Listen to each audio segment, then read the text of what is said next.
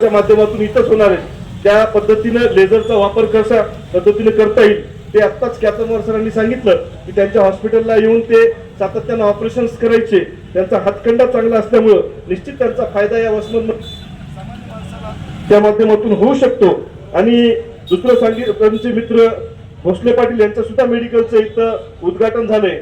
मी कॅथमोर साहेब मागच्या महिन्यातच दोन हॉस्पिटलचे उद्घाटन केले.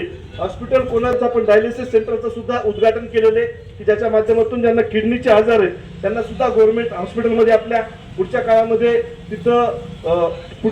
त्यांना तिथं सुद्धा यांच्या उपस्थितीमध्ये त्यांच्या अध्यक्षतेखाली आणि उद्घाटन म्हणून त्यांच्या आई वडील यांच्या हस्ते झालेला आहे. तर त्या हॉस्पिटलला आणि मेडिकलला मी सर्वांच्या वतीने हार्दिक शुभेच्छा देतो. या प्रसंगी उपस्थित आजच्या कार्यक्रमाचे अध्यक्ष माननीय आपले लाडके आमदार राजूभैया नवगरे साहेब, उपस्थित आपले मार्केट कमिटीचे चेअरमन तानाजीराव बेंडे पाटील साहेब, तसेच आपले नगराध्यक्ष कन्हैया भाईतीजी, उपस्थित डॉक्टर रेणुकाताई पतंगेजी, उपस्थित सुनील भाऊ काळेजी, माननीय कोरजवारजी आणि उपस्थित डॉक्टर साहेब आणि 65 हॉस्पिटल आतापर्यंत उघडलेले आहेत. 65 आणि वसमतमध्ये MBBS तर आहेतच, पण MD MS चे डॉक्टर जवळजवळ 34 आहेत. तुम्ही म्हणत असाल की एवढे डॉक्टर्स कसे, तर आता आपण नांदेड बरोबर बरोबरी करत आहोत. हॉस्पिटलचं मी वैशिष्ट्य सांगतो की फटाडे सरांनी पुण्यामध्ये MS केलेलं आहे आणि त्यांच्याकडे लेझरचे टेक्निक आहे. म्हणजे आपण जी नांदेडला सुविधा होते ती इथं करण्याचा प्रयत्न करत आहोत की लेझरचं टेक्निक ते वापरणार आहे, तसंच स्टॅपलरचे टेक्निक वापरणार आहे. म्हणजे आपण सुविधा इथं उपलब्ध करण्याचा प्रयत्न करत आहोत. माननीय आमदार साहेबांनी सरकारी दवाखान्यामध्ये तुम्ही बघितलं असेल, काल परवा डायलिसिसचं युनिट आणलेलं आहे. म्हणजे किडनी जर फेल झाल्या तर डायलिसिससाठी आपल्याला नांदेडला जावं लागत होतं. तर आता सरकारी दवाखान्यामध्ये माननीय आमदार साहेबांच्या आपल्या रुग्णालयाचं उद्घाटन झालं.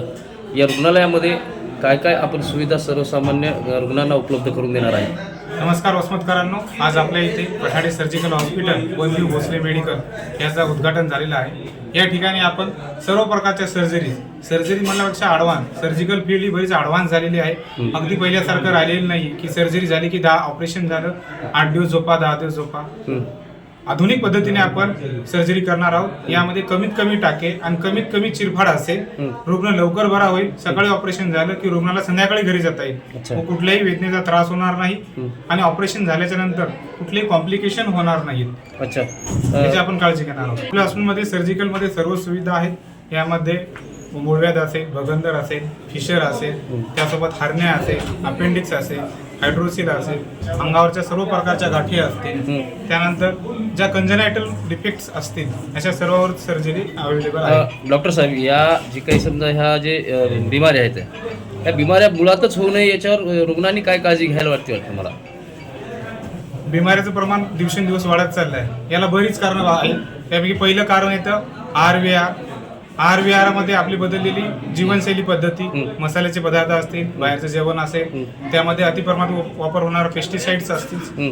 त्यानंतर विहार मध्ये आपलं बैठी पद्धत आहे, शरीराला व्यायामाचा असलेला अभाव आहे. या कारणाने बरेच आज दिवसेंदिवस आजारांचं प्रमाण वाढत चाललंय. तर यासाठी आळा घालण्यासाठी आपण आहार विशेष मार्गदर्शन, त्यानंतर रुग्णाने कुठली काळजी घ्यावी, कसल्या प्रकारचा व्यायाम करावा याबद्दल सुद्धा मार्गदर्शन करणार आहोत.